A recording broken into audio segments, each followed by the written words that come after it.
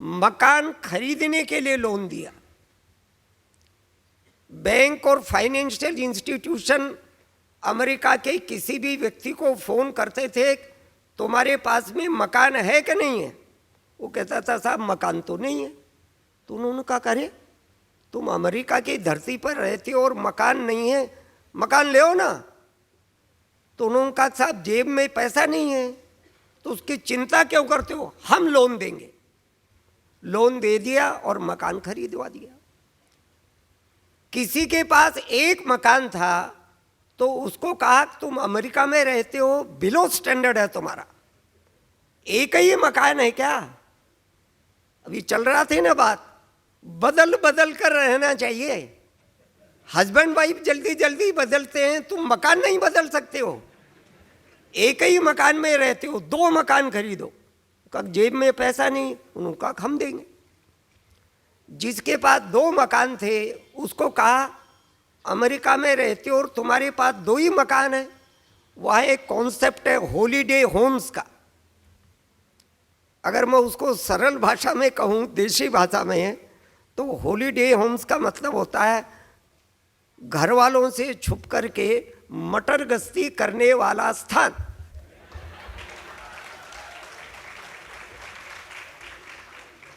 तो तुम्हारे पास holiday Holmes नहीं है क्या, वीकेंड्स में कहाँ जाओगे? तो उनका जेब में पैसा नहीं, उन्होंने कहा हम देंगे। तो ये बात चाहे मैं मजाक में रख रहा हूँगा, परंतु आप अमेरिका के 20-25 सालों के बैंकिंग बिहेवियर को और फाइनेंशियल बिहेवियर को स्टडी करेंगे तो बहुत बड़ी मात्रा में उन्होंने इस काम के लिए लोन दिया। अब कोई मुझे कहेगा साहब लोन दे करके घर खरीद करवाना बुरा काम है क्या? नहीं, बुरा काम नहीं है, पर एक कॉमन सेंस क्या कहता है, भारत का कॉमन सेंस क्या कहता है, हमारे जैसे पिछड़े ख्याल रखने वाले लोगों का, वो तो प्रोग्रेसिव लोग हैं। हमारा क्या है कि लोन देते समय लोन देने वाले ने इस बात को अश्योर कर लेना चाहिए उसकी पेइंग कैपेसिटी है कि नहीं। अमेरिका के लोगों ने कहा ये तो पिछड़े लोगों का ख्याल है, हम तो एडवांस लोग हैं, इस बात की क्यों चिंता करना कि इनकी पेइंग कैपेसिटी है कि नहीं। तो उन्होंने किनको लोन दिया? जिनकी पेइंग कैपेसिटी नहीं थी। और इसलिए उन दिनों में 2008-9 के अगर आप पन्ने पलटेंगे जर्नल्स के और अखबारों के, तो एक टर्म चली थी निंजाज। निंजाज को लोन दिया था, एब्रीवेशन है। निंजाज किसको कहते हैं? No income, no job, no assets, ninjas बन गया। यानी सरल भाषा में कहना हो तो निखट्टू लोगों को लोन दिया उन्होंने, जिनकी कोई इनकम नहीं, जिनका कोई काम धंधा नहीं, जिनके पास बाप दादा की कोई परिसंपत्ति नहीं, ऐसे को लोन देंगे तो वापिस आएगा क्या? वापिस नहीं आएगा।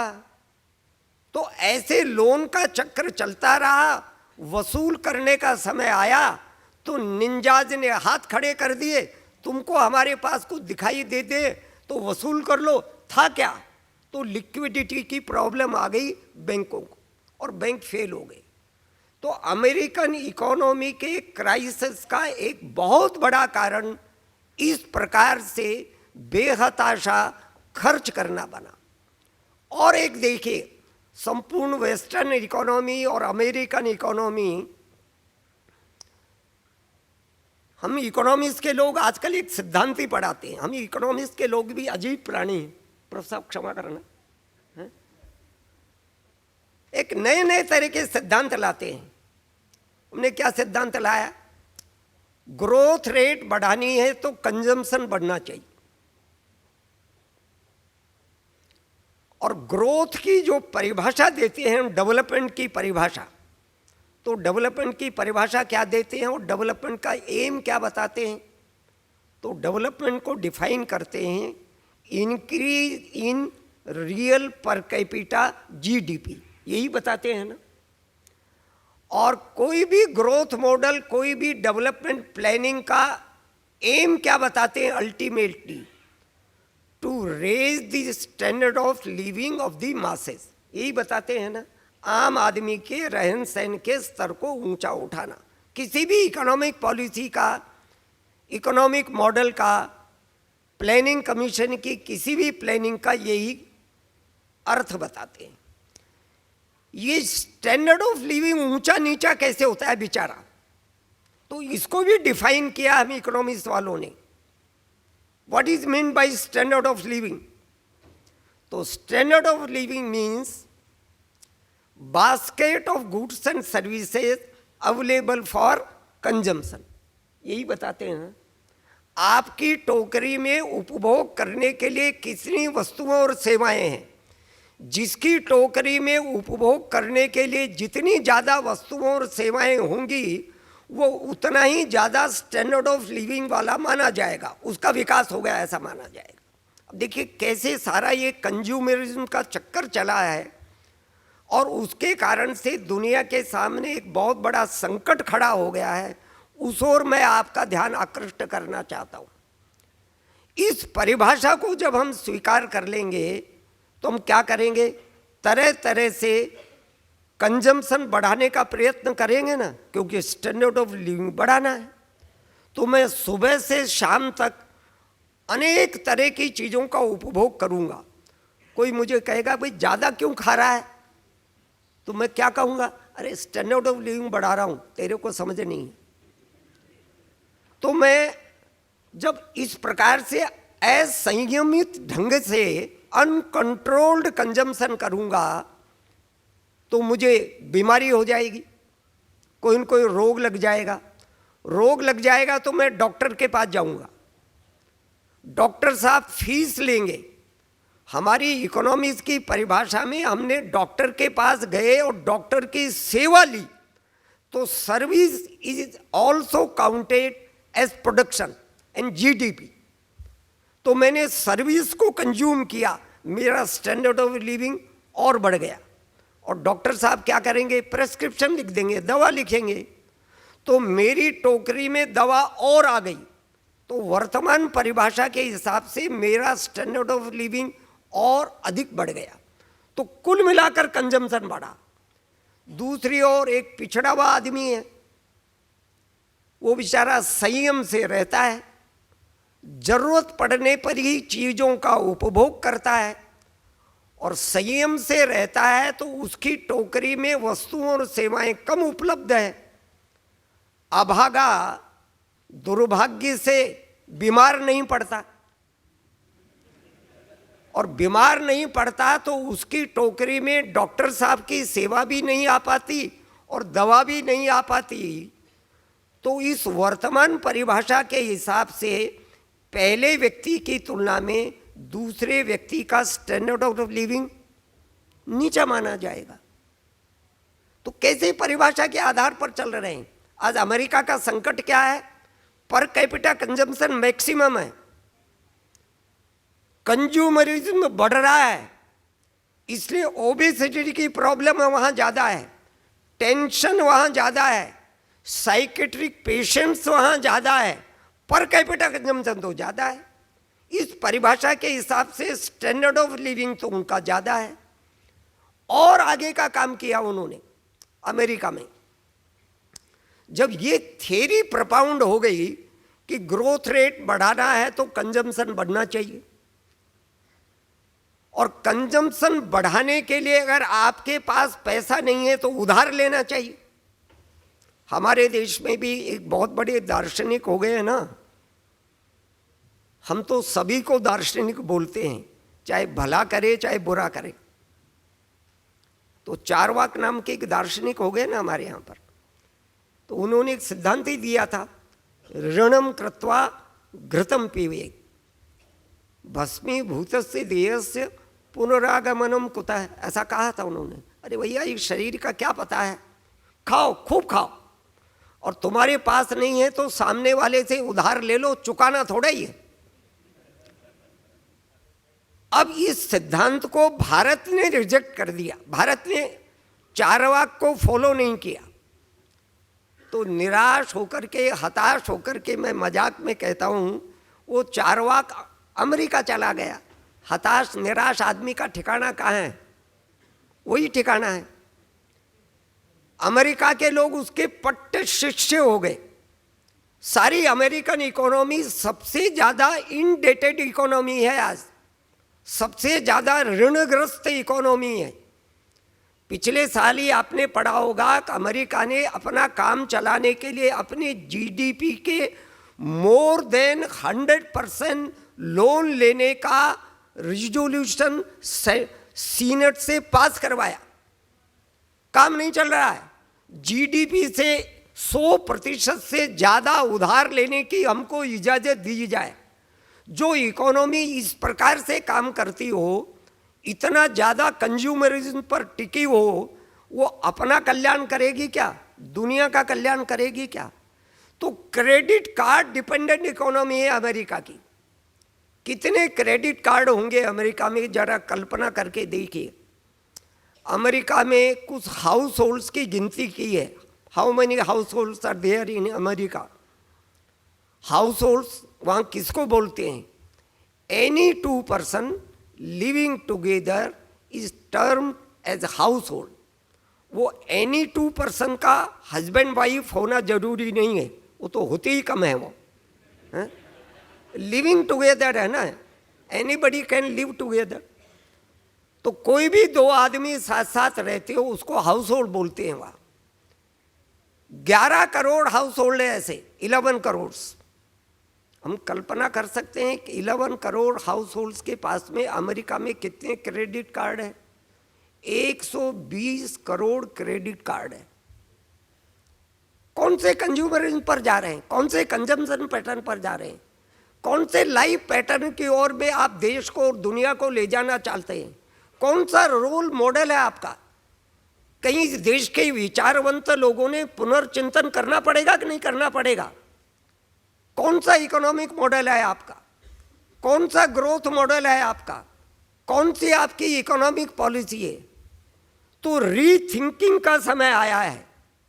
और ये रीथिंकिंग का दायित्व मैं ऐसा मानता हूँ दुनिया को देने की जिम्मेवारी भारत पर है, और भारत दे सकता है, और बड़ौदा जैसी यूनिवर्सिटी इसका शुभारंभ कर सकती है।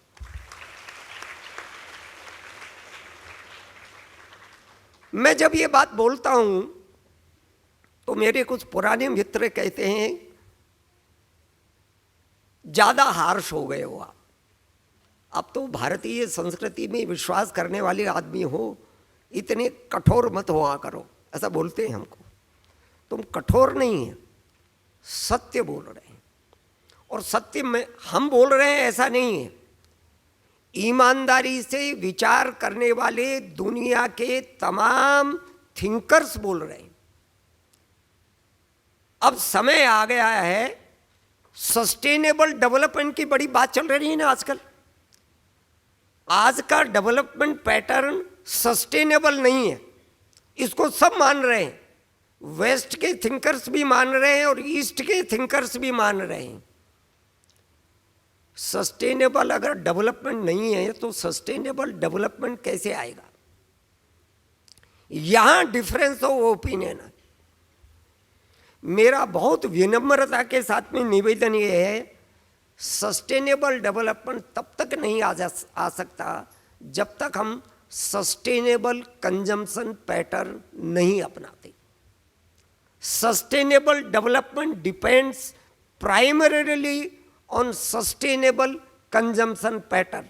दो बातें नहीं चल सकती। आपका कंजम्पशन पैटर्न तो अनसस्टेनेबल रहे और आप एस्पायर करें सस्टेनेबल डेवलपमेंट को, ये नहीं चल सकता। इसलिए सबसे ज़्यादा ध्यान कंज्यूमर मूवमेंट पर लगे रहने वाले लोगों को जो देना पड़ेगा वो सस्टेनेबल कंजम्पशन पैटर्न हम कैसे ला सकते हैं, इस बात पर ध्यान देना पड़ेगा। यहाँ मैं थोड़ा सा दो टर्म्स में अंतर करना चाहता हूँ, कंजम्पशन और consumerism. These are two distinct terms. और ऐसा हो गया है कि बहुत बारीकी से विचार न करने के कारण से कंज्यूमरिज्म को भी गलत ढंग से डिफाइन कर दिया गया है। कंजम्पशन तो किसी भी देश में आवश्यक है। अगर उपभोग नहीं करेंगे तो जिंदा कैसे रहेंगे? लाइफ सस्टेन ही नहीं कर सकती। उपभोग आवश्यक है। उपभोग किसी भी सामाजिक, आर्थिक, सांस्कृतिक व्यवस्था का सेंट्रल पॉइंट है, ऐसा मैं बोलता हूं। कंजम्पशन मियर इकोनॉमिक एक्टिविटी नहीं है, ऐसा मैं बोलता हूं। इसके मल्टी डायमेंशनल इंपैक्ट्स है कंजम्पशन के। कई बार कंजम्पशन को हम केवल मियर इकोनॉमिक एक्टिविटी के रूप में देखते हैं और समझते हैं। इसको भी जरा ब्रॉडन करना पड़ेगा। मैं ये बात क्यों बोल रहा हूं? कंजम्पशन जहां आपकी इकोनॉमिक एक्टिविटी को डायरेक्ट करता है, वो आपका प्रोडक्शन स्ट्रक्चर क्या रहेगा इसको भी डायरेक्ट कहता है। आपकी टेक्निक और टेक्नोलॉजी क्या रहेगा इसका भी निर्धारण कंजम्पशन करता है। आप कौन सी वस्तुओं का उपभोग करना चाहते हैं, तो जिन वस्तुओं का उपभोग करना चाहते हैं उनके उत्पादन करने के लिए कौन सी टेक्निक और टेक्नोलॉजी सूटेबल है आपके देश में, तो टेक्निक और टेक्नोलॉजी को तय करने का काम भी कंजम्पशन पैटर्न करता है। कंजम्पशन पैटर्न आपका सोशल कस्टम्स की दिशा तय करता है। अब दिवाली में क्या खरीदें और होली पर क्या खरीदें, और तीज पर क्या लें और गणगौर पर क्या लें, कौन तय करता है? कंजम्पशन तय करता है ना। तो आपके सोशल कस्टम्स के साथ में कंजम्पशन इंटरवोवन है, इंटर रिलेटेड है, कॉम्प्लीमेंटरी है, जुड़ा हुआ है, एक दूसरे के साथ में प्रभावित करता है। तो इसका सोशल एस्पेक्ट भी है कंजम्पशन पैटर्न का। कंजम्पशन पैटर्न का कल्चरल एस्पेक्ट भी है। तो ऐसा कुल मिलाकर के कंजम्पशन किसी भी देश की एक सेंट्रल एक्टिविटी है और मल्टी डायमेंशनल इसका फैसेट है। कंजम्पशन को हमको इस रूप में समझना चाहिए। परंतु जब कंजम्पशन बियॉन्ड लिमिट चला जाता है, when it crosses its limits, consumption lust for consumption में कन्वर्ट हो जाता है। कंजम्पशन जब कॉन्स्पिक्यूअस कंजम्पशन में कन्वर्ट हो जाता है, कंजम्पशन पर डेमोन्स्ट्रेशन इफेक्ट आवश्यकता से ज्यादा प्रभाव डालने लगता है। होड़ा होड़ी में खरीदते हैं, क्यों कंज्यूम कर रहे हैं, चीजों को क्यों खरीद रहे हैं। मेरे परिचय में बताया गया कि मैं कंज्यूमर ऑर्गेनाइजेशन में भी सक्रिय रहा और ग्राहक शिक्षण और प्रशिक्षण की बात हमारे जागृत ग्राहक मंडल के लोग कर रहे हैं और भी शायद आगे करेंगे। कंज्यूमर एजुकेशन की भी ज़रूरत पड़ती है। तो मैं एक सीधी सी 3 बातें कंज्यूमर्स को कहा करता था। बाजार में जाने से पहले अपने आप से आप 3 सवाल कर सकते हैं क्या? क्या खरीदना, कैसे खरीदना, क्यों खरीदना। सारा कंज्यूमर एजुकेशन इसी में, क्या खरीदना इसका विचार करते हैं क्या? विचार ही नहीं करते हम।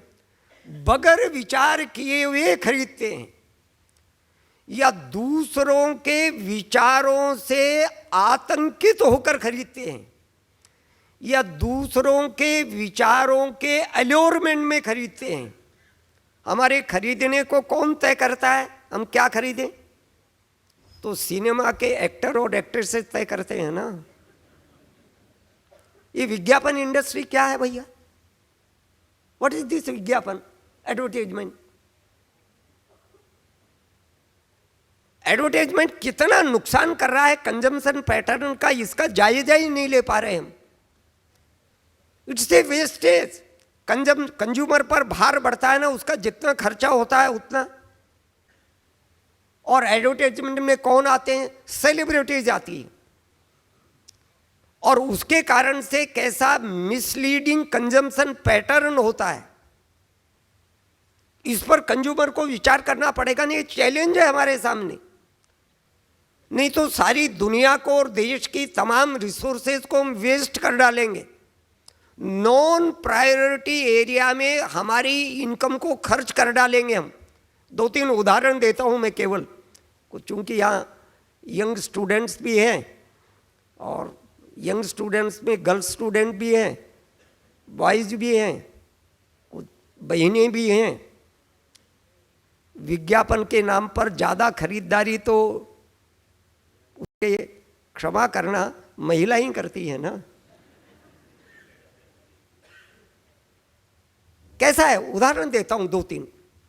मेरे उन उदाहरणों के आधार पर आप घर जा कर के उन विज्ञापनों की माइन्यूट स्क्रीनिंग करना।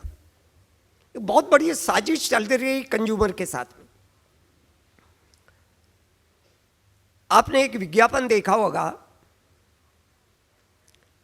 विज्ञापन में एक अधेड़ उम्र की महिला आती है,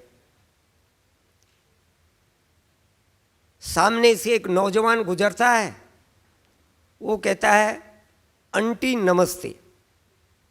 अब ये कहते ही तो उसके चेहरे पर बल पड़ गए, मुझे आंटी कह दिया। इतने में उनके हस्बैंड आते हैं कि वो आज बड़ौदा यूनिवर्सिटी के डिपार्टमेंट ऑफ सोशल वर्क ने एक सेमिनार ऑर्गेनाइज किए है, पर तुम रहने दो, मैं ही चला जाऊंगा।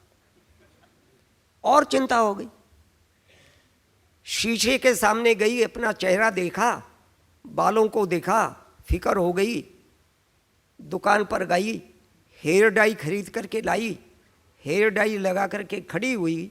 वो पहले वाला नौजवान फिर गुजरा और उसने कहा दीदी नमस्ते, संबोधन बदल गया। इतने में हस्बैंड आए और हस्बैंड ने कहा अरे तुम तैयार नहीं हुई क्या, वहाँ कार्यक्रम में चलना था, देरी हो गया। और कार्यक्रम में चलने के लिए तय हो गया। मेरा सवाल ये है, क्या हेयर डाई खरीदने और न खरीदने, किसी कार्यक्रम में हस्बैंड वाइफ का जाना और न जाना हेयर डाई तय करेगा? अब सामान बेचने के कौन से तरीके को अपना रहे हैं? सोशल सिस्टम को, फैमिली सिस्टम पर प्रहार कर रहे हैं ना आप। ये सामान बेचने का कौन सा तरीका? साजिश है। और हम उस विज्ञापन से प्रभावित होकर हेयर डाई खरीद रहे हैं। एक दूसरा उदाहरण देता हूँ मैं, इसलिए 2-3 उदाहरण आपके सेवा में निवेदन करना चाहता हूँ। जी चैलेंज है कंज्यूमरिज्म के सामने, और उसी में से आगे के प्रोस्पेक्ट्स निकलेंगे। आपने देखा होगा कि एक टीवी चैनल पर एक माँ बहुत सुंदर सलोने बच्चे को पाउडर मल रही है, देखा होगा।